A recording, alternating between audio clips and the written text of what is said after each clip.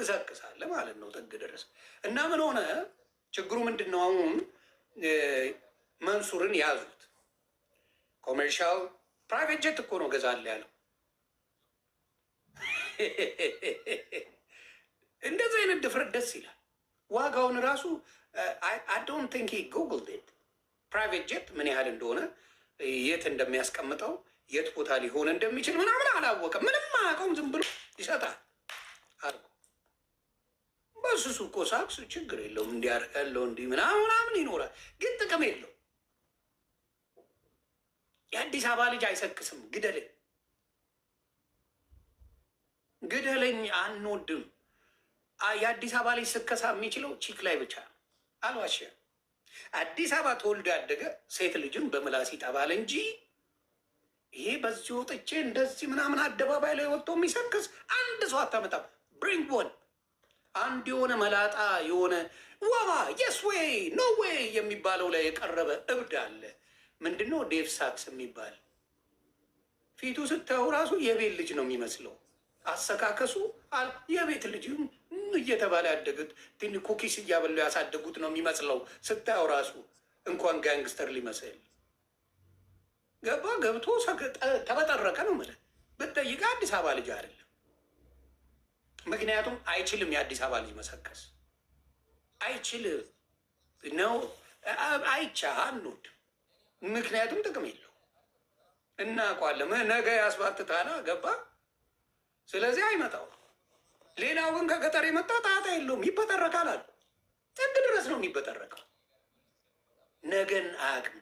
ሼመኛ ነው የሸገርዬ ልጅ አይበጠረቅ እና ምንድን ነው መንሱር ጀማልን ሶሻል ሚዲያ ላይ ስላለ እንዲሁም ደግሞ ሌሎቹ የራሳቸው ስራ አላቸው፣ የራሳቸው ነገር አላቸው።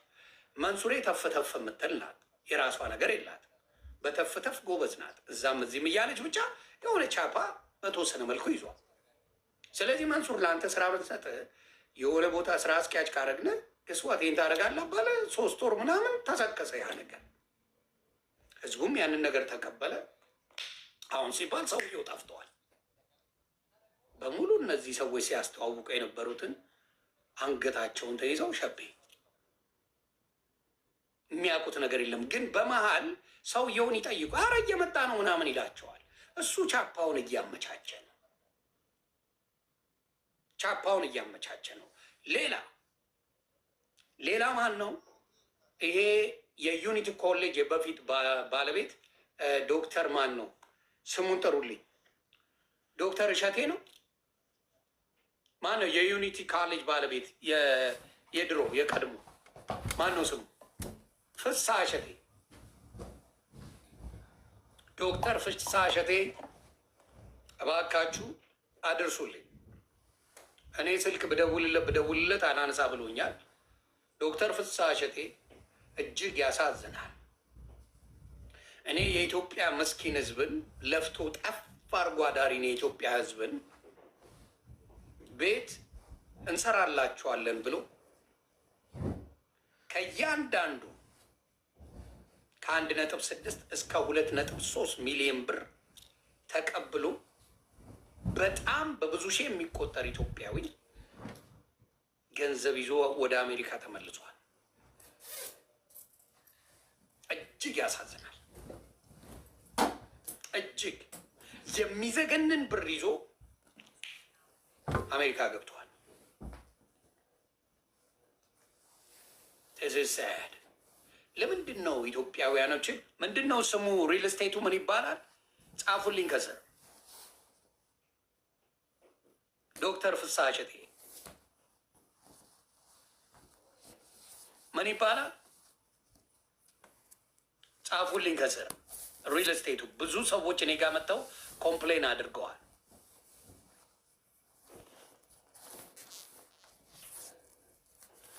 ማን የሚባል ነው? ቆይ አንዴ። ፐርፐዝ ብላክ። እሺ፣ ፐርፐዝ ብላክ የሚባል ሪል ስቴት ጀምሮ ከ1.6 እስከ 2.3 እስከ 2.6 ሚሊዮን ብር ቅድሚያ ክፍያ አድርጎ በሙሉ ተረክቧቸው በሺዎች የሚቀጠሩ ኢትዮጵያውያንን ዱቄት አድርጋቸው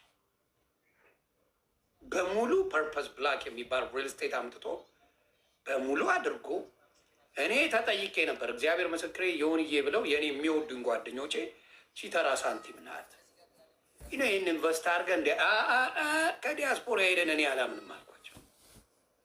አዶን ብለኝ ከዲያስፖራ ሄዶ እንዲህ ይላል። ኢትዮጵያ ተወልዶ ያደገ ከሆነ ኢትዮጵያዊ እዛው የሚኖር ከሆነ አምናለሁ። እኔ እመን ካልከኝ ሰንሻር ሪል ስቴትን አምነዋለሁ። ብርሃነ ሳሚሻ ሳሚ መሰለኝ ሳሚ ብርሃን ነው።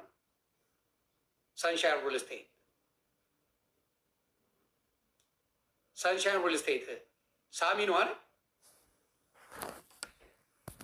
ሳሚሻ ሳሚሻ የለ ምን የለ በሪል ስቴት እና ከድሮም ጀምሮ ለዘመናት ነው የሰራው ኢትዮጵያ ላይ። አንድም ስሙ ሲጠፋ በሪል ስቴት ሰምቼ አላውቅም። አንድም ቀን ሌሎቹም ኢትዮጵያ ላይ የተሰሩ ካሉ ምንም ችግር የለው። እየተሰራ ቢውልድ እየተደረገ ከሆነ ችግር የለው። ቢውልድ ያልተደረገ አይዲያ ላይ ሰው እንዴት ገንዘቡን ኢንቨስት ያደርጋል? መሬቱ ያልተገዛ ምድር ላይ የሌለ ፎቁ ያልተጀመረ ላይ ዋይ? ለምንድን ነው ሰዎች እየመጣችሁ እዛ ነገር ላይ የምታደርጉት? ምድር ላይ ያላያችሁትን ነገር ሀሳቡን ብቻ ገዝተናል ብላችሁ ብራችሁን ሙልጭ የምትደረጉት ለምንድን ነው? ስለዚህ ሻራውቱ ሳሚ ሪል ስቴት ሰንሻይን ሪል ስቴት ታንክ የኢትዮጵያ ሕዝብን በትክክል ለኢትዮጵያ ሕዝብ ኢንቨስት አድርገ የቤት ባለቤቶች ስላደረግ ታንክ ዩ አሳሎች ማብረር